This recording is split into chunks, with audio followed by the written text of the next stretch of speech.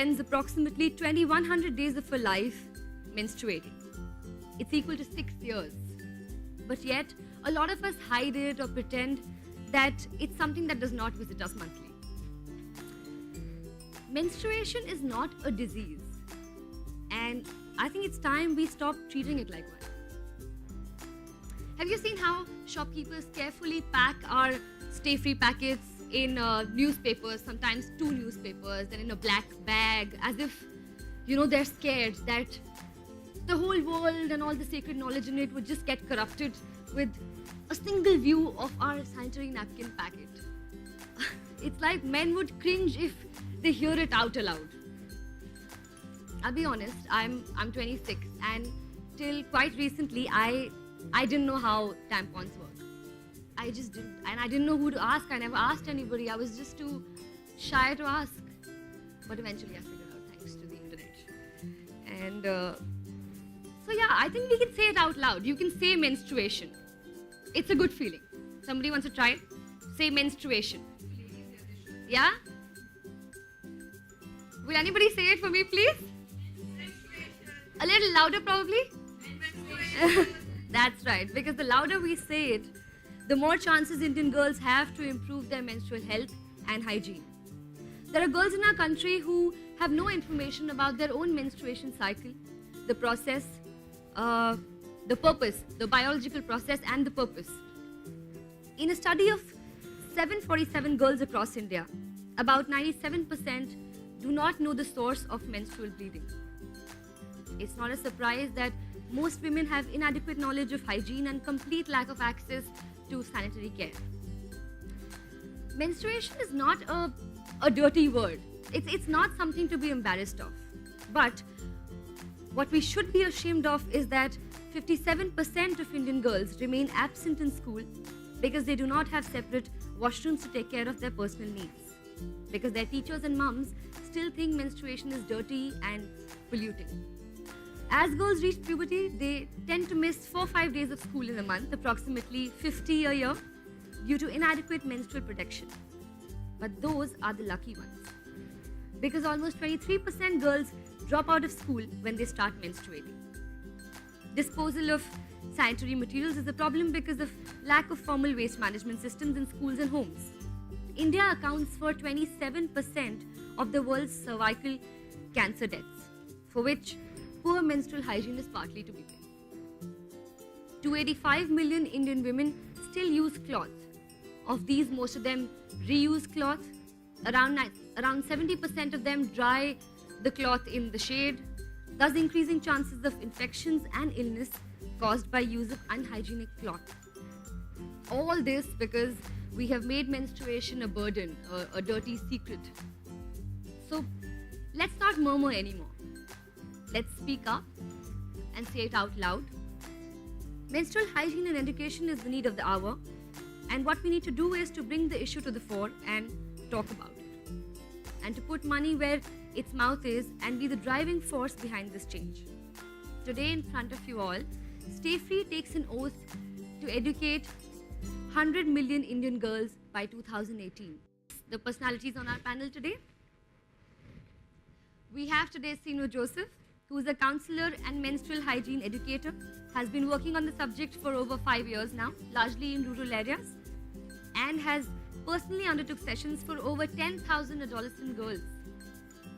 Her work on menstruation revolves around 2 main aspects: spreading awareness on menstrual hygiene and enabling adolescent girls to overcome their inhibitions around menstruation, and helping rural or tribal communities unearth the inherent menstrual wisdom through a deeper understanding of cultural practices. She's also the founder of My3 Speaks, a trust that works on issues pertaining to women and children, especially menstruation, and has created an animated film in 2013 which I watched called My3, which is now available in 7 languages and is distributed free of cost in government schools across India. The film has been shared with the Education Department and the National Rural Health Mission, with the potential of reaching 4 million adolescent girls year after year. Her trust has trained other NGOs, government school teachers, and ASHA, who are the government health workers, on conducting sessions on menstrual health in schools. Her blogs on the topic have reached over 150 countries and over 5 lakh people. In June, she will be visiting Boston, wherein she has been invited as a key speaker at the International Conference of Menstrual Health and Reproductive Justice, where she will be presenting papers on ground reality of menstrual health in India. Along with imparting awareness on menstrual hygiene, she is also working parallelly on researching the origin of menstrual practices in India. Last year alone, she traveled across 8 states in India to understand the cultural practices around menstruation. Dr. Leena Asher. Dr. Leena Asher. She is founder and chairperson of Kangaroo Kids Education. She has been acknowledged as one of the top 50 leaders who have redefined Indian education. But by virtue of the fact I'm a gynecologist's daughter, I knew all about periods before I actually got them. I attained menarche at about the age of between 10 and 11, which is the going age even today, and I'm years older than all of you. I still menstruate, and I'm very happy about that. But we were all aware of menstruation when we were growing up, because as a gynecologist's daughter, we were taught, or I was taught, on every single aspect of menstruation before the teachers or the school told us. In our school, which was JB Vacha at Dadar, we had a class which was conducted, and we used to have a doctor who came and taught us on mothercraft, which the earlier part of the year would cover menstruation, hygiene, and the works. So that's why I said I am blessed. Today, I think for the last 6 years, J&J can hold me out on that, we have been conducting programs all over the schools of Bombay, where I personally cover Vikhroli, Powai, and that area, because I stay there now. And we go to the schools and teach them right from what is menses to what care you can take. Unfortunately, Indian culture goes as menses chi gandagi nikal rahi hai. The woman is to be is untouchable at that time. Actually, it is the crying of the uterus from a loss of a pregnancy. That's all that it is. And so the fact that you've become an adult, you have to educate the child more on what it is, rather than telling her, "Chi, it's dirty," or "Keep yourself clean" during that. All you got to tell her, yes, there are hygienic areas which need to be maintained, but beyond that, you don't have to frighten the child over it. You truly are really blessed, because I'm from a really small place in MP, and we didn't have any such classes, or even if we went up to someone, say a teacher, I'm sure nobody would have helped. So if my mother didn't tell me, I would not have. That was the advantage of being in a place like Bombay, and coming from a school where it was a Parsi school, and they were really very hell-bent, though we were only girls there. Yeah. They were very hell-bent on us getting all our information intact before we went out of school. So we had this lady who'd walk in, and 3 years, 8th, 9th and 10th, we had 3 different stages where one, they spoke to us on menstruation, the second they spoke to us on mothercraft, which would be delivery, labor, sex, all of it. And by the time we left school, we were aware of everything as far as sex education went. In Manipur, I met women, elderly women, who in their first period had actually tasted a drop of the menstrual blood, because it was thought to give them a lot of positive powers and ability to heal themselves. On the other hand, in Jharkhand, I came across women who were looked upon as Dayans, that is witches. And it was thought that if their menstrual cloth is found, it can be used for black magic. So the fundamental core of it was still that menstruation is a very powerful thing, but it has been taken in 2 different directions. One, it led to a lot of beliefs around women having powers and therefore condemned. And on the other hand, it led to a more practical thing of, okay, it's just impure and let's just not talk about it. We have to dig deeper whenever we hear these theories, because a lot of what we know of it today is not what we culturally thought of menstruation. If you take any practice, whether it is not going to the temple, not cooking food, not touching others, not washing your hair, all of these had Vedic explanations. It is a part of a research I'm still doing, and I think I know very little about Ayurveda to actually talk about it, but it is enough to say that they came from very positive spaces, and saying that you can use it for 12 hours and so on. They feel that using one sanitary napkin the whole day, especially if the menstruation is pretty scanty towards the 4th or 5th day, is perfectly fine. And this has been one big thing that needs to change with school-going girls, especially in rural areas. You see, when they use cloth, they're familiar with it because this is something their mothers and grandmothers did. So they would change it frequently. But if they were suddenly given a product which they haven't been educated on how to use, they actually think it's got some magical powers and use it for much longer. So that has been a problem that we've tried to change.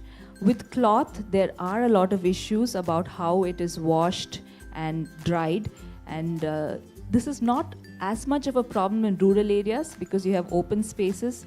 Men talk more openly about menstruation in rural areas, so they actually dry it out in the sun. But in urban slums, this is a problem. Women who migrate from rural areas and they settle in urban slums, you don't have the necessary space for it, and you have a huge cultural conflict from the way it was treated in a village versus the way it is in an urban area. And that is when compromises on hygiene start to happen. So the main thing about hygiene here, we need to remember how often you have to change it and keeping yourself clean. Keeping yourself clean during your period. This is very important. Okay, that's basic. First generation becomes aware. It then passes on that value system, and this is not just about menstruation or about sex education, it's about any change which challenges societal conditioning. So the first generation becomes aware, they ask, may not agree with the change.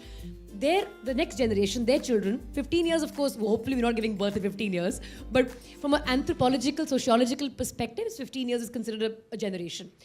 The next generation begins to understand why the first generation was discussing and debating this, and the third generation is actually neutral and ready to adopt the change. So the third generation is where the benefit of the change will come. So let's say 30 years. I mean, 15, that 15 we can play with, but we have to disrupt the process and aggressively intervene to accelerate that change. Interesting thing, because this only came to light when I was asked to speak today. So I sat with my maid in the morning and I'm asking her what she does, like in terms of hygiene they all stay in slums, so what do they do and how do they cope? And Was she really shocked first? Was she okay to talk about it? Very close. Oh. So she was very comfortable to talk to me about it. And then I asked her about, because she purchases my sanitary napkins and hers. And I asked her about, because I was now starting to think about the cost around sanitary napkins. Like how does everyone afford it? And, and interesting perception, and I won't name the brand. So she uses Stay Free because she said it was 27 rupees a packet. And she buys a more expensive packet for me because she thinks price equates with quality. So Which is the biggest problem today. Which is really the biggest problem today because, unfortunately, the cotton ones disintegrate after a while. Beyond 4 to 6 hours, you'll find the cotton, it kind of crumbles, and there are times where you can find the cotton on your panty also, just because of the fact that you've been active and moving around, and the cotton has started crumbling. Whereas these thin ones do not have that problem. So, and those are the ones which are more expensive. But I, as a doctor, and I'm sure most gynecologists will say the same thing, would prefer to use a cotton sanitary pad in our kind of climate, which is more humid, than the more expensive. I'm sure we've all variety. learned something. I have. I have. Totally. When we were sitting and I was just getting as much information as I could on the subject. And I'm actually going to ask, the reason I wanted to say this because this is a question I also had. I actually wanted to ask her, which I will ask again now, is how do our menstrual education awareness levels stack up compared to Western societies, A, and Eastern societies, because we have to understand that we are an Eastern society, so culturally we are very different from, say, the West, which is a very, very open society. So I will allow Doctor to answer that, but this is a question that I also had for her earlier. Menstruation has not been accepted as something which is sacrosanct or which is healthy, or it's something that nobody wants to talk about. Unfortunately, we are like a multicultural place, and as a Catholic, we never had any problems. We spoke about menstruation in schools. Our father knew that the child was menstruating. He'd bring my sanitary pads. And we were never stopped from church, or we received our communion. We did just about everything as a Catholic. I grew up as one, and I never had a problem with menstruation. But unfortunately, there are certain cultures which say, don't do this, don't do that, don't go into the kitchen, don't touch the idol, don't touch food. I mean, somebody said about negative energies and positive energies, but scientifically, I would not believe any of that. I think a woman is as clean as she is any other day, even when she's menstruating. As far as our education levels go, because we don't talk about it, people don't know anything. And they're living in a preconceived notion or a preconceived idea of the past, and we're living in our false glory. Compared to the West, people are more open. They do want to know. They do want to talk. So maybe they're more open to change than what we are today. See, there's a big difference in the way the West talks about it and the way we do. For them, it is a feminist issue. For us, we talk about it in terms of hygiene and sanitation. And therein lies the difference. I'm actually making a presentation on the ground realities in India and the cultural practices and what it means. In the West, the feminism is moving to a situation where they're actually saying that it should be a free blood movement. I should be used products. This is how nature meant it to happen. We should just bleed. If you just Google a free blood movement, you will see photos of women in Spain bleeding on white pants and saying, so what? So that is where they are. And we are at a stage where we have attached it so much to hygiene and sanitation. In fact, I was very shocked when I saw that menstrual hygiene management is very recently made a part of Swachh Bharat mission. Clean India, clean your environment, I understand, but clean your vagina? Seriously. So we are kind of losing track of what menstruation really is here by going too much into this aspects. I'm not saying that it is one or the other. I'm saying it's both. There is very clearly a hygiene aspect to it. There is a feminist angle to it. And one is the awareness of how to keep yourself clean, what to use, which I would probably agree with Doctor in saying that it is more in the West. But if you look at the understanding of menstruation as a process of the positivity and what it's meant to do to women, I think traditionally at least India has a lot more of that knowledge. Any ancient society, India or Africa, has more of that ancient wisdom around menstruation than the Western countries.